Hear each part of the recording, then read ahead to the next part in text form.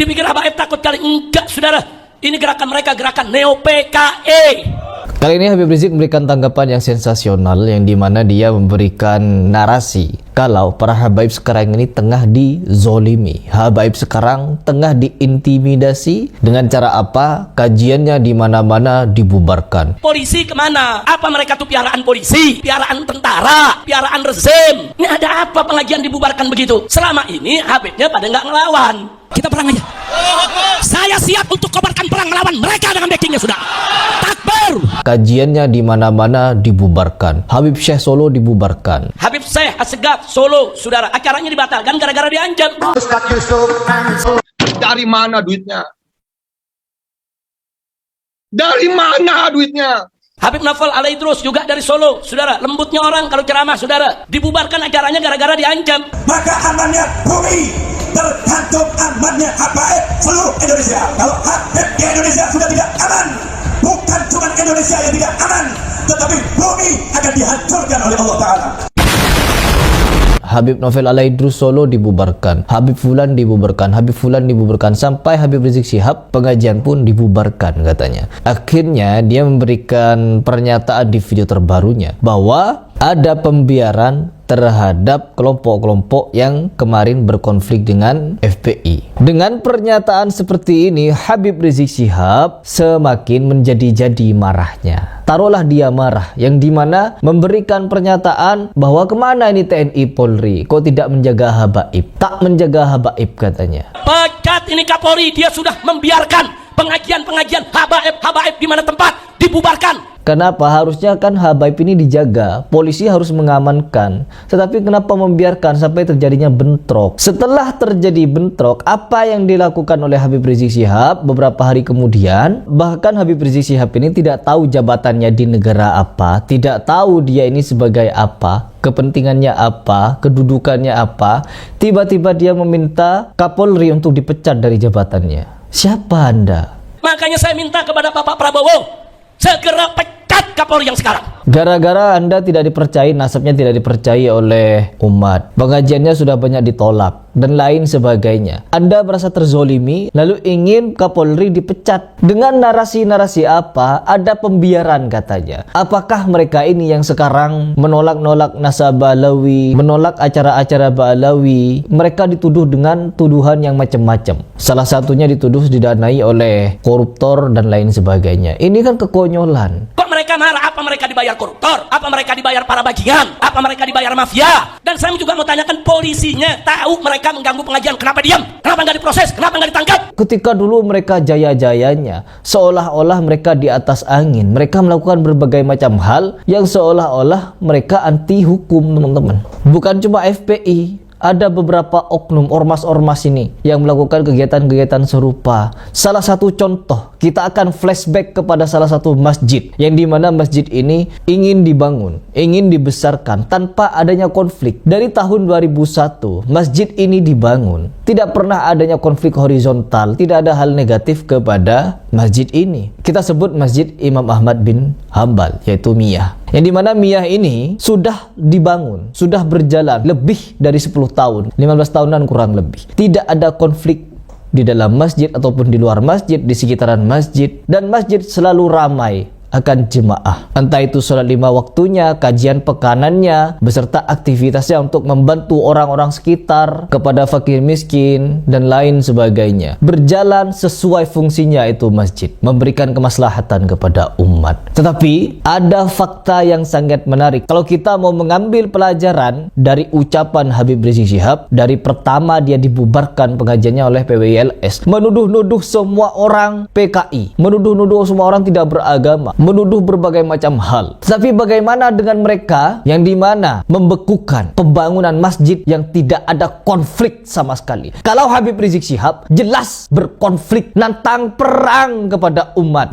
Janjian, mau janjian, waktunya kapan, tempatnya di mana, jam berapa, berapa pasukannya dan lain sebagainya, kita akan siap perang. Jelas ini provokasi, jelas ini ancaman, mengajak umat untuk terpecah belah. Sampai-sampai diladeni oleh PWILS. Ketika diladeni, merasa terzolimi, meminta Kapolri dipecat, menuduh mereka yang menolak kajiannya para habaib, antek PKI, didanai koruptor. Tuduhan-tuduhan konyol seperti ini dilontarkan oleh para habaib kepada mereka yang tidak setuju dengan mereka. Bahkan saya pun dituduh yang sedemikian. Bagaimana dengan kajian-kajian Ustadz-Ustadz Salafi, Ustadz Khalid Basalam, Ustadz Firanda, Ustadz Syafiq, Ustadz Yazid Jawas rahimahullah, semua tidak pernah protes dibubarkan dimanapun. Di fitnah apapun tidak pernah protes, tidak meminta Kapolri dipecat, gubernur dipecat, wali kota dipecat. Mereka menerima. Bahkan pencekalan pembangunan Miyah, mereka menerima meskipun melalui data yang saya saksikan sendiri dari berbagai macam sumber informasi bahwa Miyah memenangkan perkara di pengadilan, di berbagai macam tingkatan pengadilan. Miyah menang, teman-teman. Tetapi apa? Pembangunannya tetap dicekal, dibekukan. Tapi ulama-ulama atau asatid-asatid Salafi tidak pernah meminta copot jabatan wali kota, copot gubernur, copot kepala desa, copot lain sebagainya karena tidak memberikan izin kepada pembangunan masjid. Perhatikan, masjid ini berjalan sesuai fungsinya. Masjid ini ada pada koridornya sebagaimana tuntunan syariah Nabi Muhammad SAW untuk menyebarkan kemaslahatan kepada umat. Pengambilan obat dipersilahkan. Yang di dalam, Bu? Ya, enggak. Jangan tunggu dulu, Bu, di sini. Ya.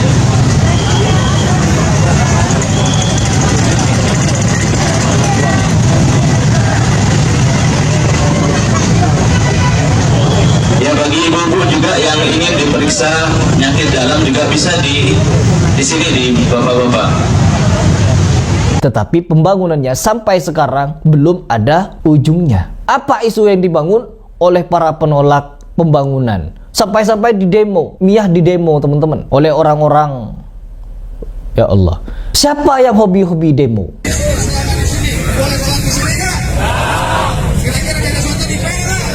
Hal ini masih mau memaksa. Yang jelas kami sebagai organisasi paguyuban, organisasi masyarakat wilayah Kecamatan Bogor Utara yang tergabung dari 17 organisasi masyarakat dan LSM juga sebenarnya keberatan. Karena kenapa? Di sini kita tidak mau di wilayah Bogor Utara ini terjadi konflik antara masyarakat. Yang sudah jelas ini potensi konfliknya akhirnya akan menjadi meluas. Pimpinan PP ini mencoba meremehkan TNI dan mengaku tidak takut sama TNI guys. Alhasil anggota PP ini diberi hukuman militer sama anggota TNI dan markas mereka pun dibuat porak-poranda sama anggota TNI guys. Tuduhan apa yang dilontarkan kepada Miyah?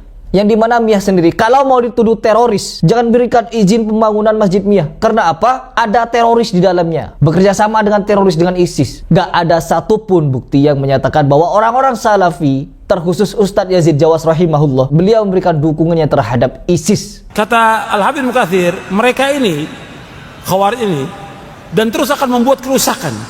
Disebut dua oleh seperti yang mereka bikin sekarang ini. Subhanallah. Mereka bikin namanya Daesh. Daesh, Daulah Islam.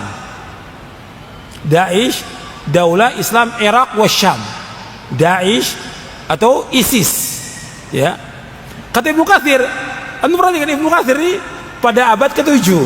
Kata Ibnu Katsir tentang Khawarij ini bahwa mereka akan merusak nanti di mana? Di Syam, di Syria dan Irak katanya. Itu abad ke-7 sudah disebutkan oleh Ibnu Katsir dalam kitabnya Al-Bidayah wan Nihayah.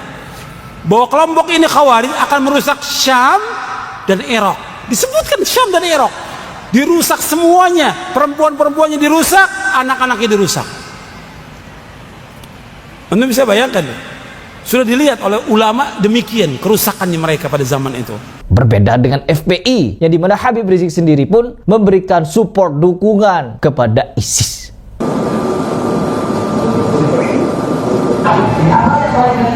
Kita akui baik. Cita-cita mulianya menerapkan syariat Islam, hal yang baik. Cita-cita mulianya untuk menegakkan khilafah Islamiyah, hal yang baik. Cita-cita mulianya untuk melawan kezaliman Amerika Serikat dan sekutunya, cita-cita yang baik. Saya tanya, hal-hal yang baik dukung tidak? Dukung tidak? Takbir. Jangan mau kita diadu domba dengan ISIS, saudara. Sekarang ini banyak pihak-pihak menginginkan supaya kita bermusuhan dengan ISIS, betul? Supaya kita menggebuki ISIS, betul? Itu tidak akan dilakukan oleh FPI, saudara. Bahkan banyak dari anggota FPI yang masuk kepada ISIS, baiat kepada ISIS. Apa ini namanya? Fitnahan-fitnahan apa yang mau ditujukan kepada Salafi, terkhusus kepada Mia? Satu, mau dituduh teroris, nihil, gak ada bukti, tidak ada bukti sama sekali. Terus yang kedua, mau berbicara intoleran, tidak pernah ada jemaah Ustadz Yazid Jawas rahimahullah ketika di sekitaran masjid itu merayakan maulid, merayakan tahlilan, merayakan Isra Mi'raj dan lain sebagainya, acara-acara bid'ah yang dikritiki oleh orang-orang Salafi, dibubarkan secara paksa, dibakar masjid dan lain sebagainya. Tidak ada. Itu buktinya meskipun mereka menolak, sama seperti kita. Kita menolak ketuhanan Hindu, menolak ketuhanan Buddha, menolak ketuhanan Kristen. Kita tolak ketuhanan mereka semua, tapi tidak ada di antara kita yang membubarkan mereka ketika hari Ahad melakukan ritual ibadah, ya, kumpul-kumpul di gereja, kumpul-kumpul di wihara, kumpul-kumpul di kuil dan lain sebagainya. Gak ada kita membubarkan mereka, apalagi membakar tempat ibadah mereka. Berbeda dengan orang, oknum-oknum Aswaja yang katanya kemarin saya ingat di Aceh dibakar masjidnya sesama muslim. Apa tuduhannya? Wahabi. Masjid kami dibakar oleh sesama muslim yang mengaku Aswaja atau tradisional, dan isu yang diangkat adalah Muhammadiyah Wahabi, padahal Muhammadiyah bukan Wahabi. Tetapi kami juga berpandangan Wahabi di Indonesia itu kan tidak merusak. Jadi kalau memang Wahabi itu bertentangan dengan hukum dan keagamaan, baru itu menjadi tindakan hukum. Perbedaan paham biasa, tetapi kami paham juga bahwa tindakan-tindakan kekerasan itu dilakukan oleh kelompok sosial yang masih belum akil balik, kira-kira itu.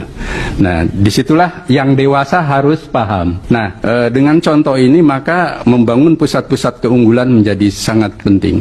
Hanya karena tuduhan Wahabi, masjid dibakar. Apakah pembangunan Miyah pun itu karena Wahabi? Isu-isu Wahabi. Karena menolak tahlilan, maulidan, haulan, Isra Mi'raj dan lain sebagainya. Karena tidak mau melakukan itu, pembangunan masjidnya dicekal. Di sekitar aja, mau sholat? Iya, tahu. Di sekitar masjidnya, masjid sekitar. Pak, ini sudah ini Pak diambil alih oleh pemerintah Meksiko ya. Kita hanya melaksanakan perintah. Nanti kalau ini silakan datang ke bawahnya ke Pak Gubernur. Ya.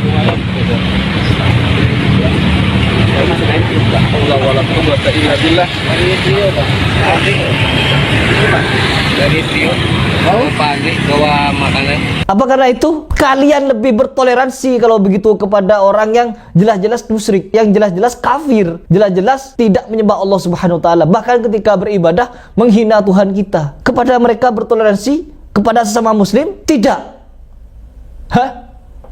Na'udzubillahi min dzalik.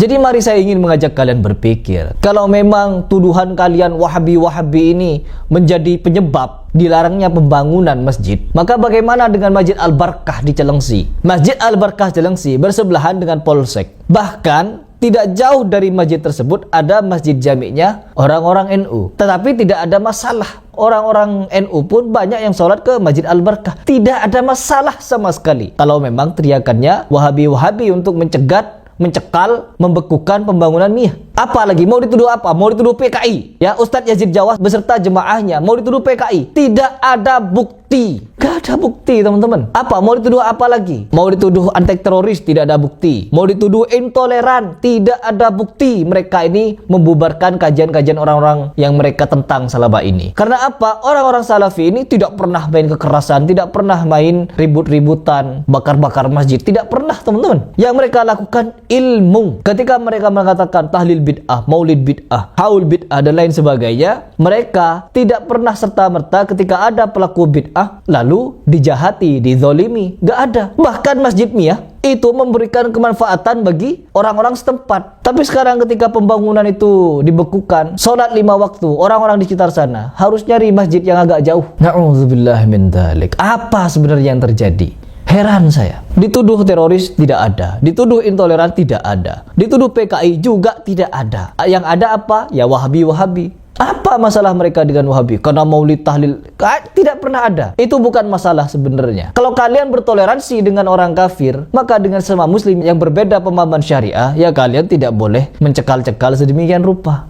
Nah, kalau ada sekian banyak Sahih Bukhari Muslim tafsir bergaya modern berwarna putih, nggak kitab kuning, maka di pondok-pondok sama-sama di Ummul Qura ngaji Bukhari, Hilir boyo di pelosok di langitan, di sini ngaji Bukhari, tapi beda.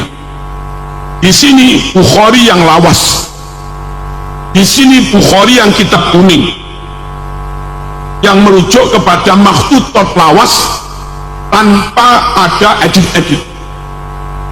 Yang Timur Tengah saya punya Sahih Bukhari versi Arab, itu hadis yang hilang ada 15 lebih, puluhan hadis yang hilang, dan mereka menyebutnya itu juga Sahih Bukhari. Sungguh pondok pesantren salaf kayak Buntet benar-benar jadi pilihan. Kalau kita khawatir ngaji di tempat lain, hadisnya sudah dikoreksi, hadisnya sudah diedit atau dikurangi, maka ngaji di pondok salaf, kiainya megang kitab kuning lawas, itu kitab kuning yang belum diudik-udik. Apa diudik-udik? Apa dia? Kitab kuning yang masih asli. Dia pengen dapat asalah orisinil, ilmu orisinil, lafaz orisinil, pilihannya harus ngaji ke pondok salaf. Allahumma shalli ala sayyidina Muhammad. Saya dulu alumni Jamiatul Imam Muhammad bin Saud, sama-sama ngaji Riyadhus Shalihin di pondok salaf, ngaji Riyadhus Shalihin. Ternyata ada saja kalimat yang beda. Kalau di kitab kita yang kitab kuning disunnahkan ziarah ba'dal haji ila qabrin Nabi sallallahu alaihi wasallam. Tulisan di Riyadhus Shalihin, ziarah ila qabrin Nabi.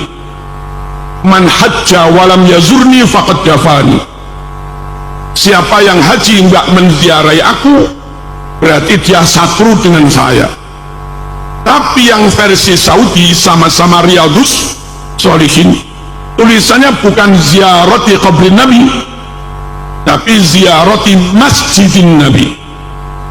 Lafaz qabri diganti dengan masjidin Nabi. Bagi mereka ziarah Nabi enggak sunnah, yang sunnah itu ziarah Masjid Nabawi. Padahal dulu ketika Madinah jadi Yathrib enggak ada apa-apanya, mungkin juga kurang berkah. Yathrib Madinah menjadi berkah karena ada jasad mulia di situ, jasadnya Rasulullah sallallahu alaihi wasallam. Aneh kalau Madinah menjadi mulia karena Nabi ada di situ, lalu orang mengatakan nggak perlu ziarah Nabi dan cukup ziarah ke Masjid Nabawi. Sekali lagi, pastikan anak kita ngajinya di pondok salaf, ngaji kitab yang sama, dibacakan oleh kiai di pondok salaf, lebih orisinil, lebih asli, benar-benar amila amalan alaihi amruna, bukan amila amalan laisa alaihi amruna. Itu di pondok pesantren. Allahumma shalli ala sayyidina Muhammad. Dan akibatnya sama-sama ngaji itu kadang karena kitabnya cetakan beda, yang ngajar juga beda, kadang pahamnya juga beda, ideologinya beda, menghasilkan ilmu amal perilaku yang beda. Kita ngaji Bukhari, teman-teman salafi alumni Jami'ah Madinah juga ngaji Bukhari, tapi mereka Fatihah tanpa bismillah. Kita yang ngaji Bukhari Fatihah pakai bismillah. Sama-sama dalil. Mana yang lebih orisinil? Kita.